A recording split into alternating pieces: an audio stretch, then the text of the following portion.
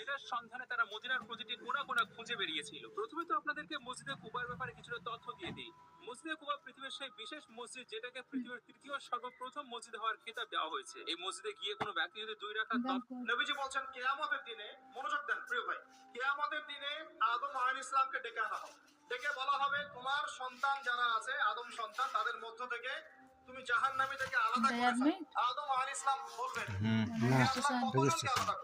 আল্লাহ পাক বলবেন প্রতি হাজারে 999 জনকে জাহান্নামের জন্য আলাদা করে দাও। নাউজুবিল্লাহ বলবেন প্রতি হাজারে 999 জনকে জাহান্নামের জন্য আলাদা করে দাও। সহিহ বুখারীতে 4 বার আসে, একবার না, 4 বার। এবার সাহাবীরা কিন্তু একটু বিচলিত হয়ে পড়লেন। তিনি বলেন ইয়া রাসূলুল্লাহ তাহলে কিভাবে হবে? নবী সাল্লাল্লাহু আলাইহি ওয়াসাল্লাম বলছেন আশ্বস্ত হও, জান্নাতীদের কাতার হবে 120টা। কয়টা? 120টা। তার মধ্যে 80টা কাতার হবে আমার উম্মত মুহাম্মদ। কোনখান আধার কার্ড লিবা এখন না। এবং এই হাদিসটা শোনালেন যে ব্যক্তি এই উম্মতের মধ্যে আল্লাহর সাথে শিরক না করে মারা যাবে, আল্লাহ পাক তাকে নবীজি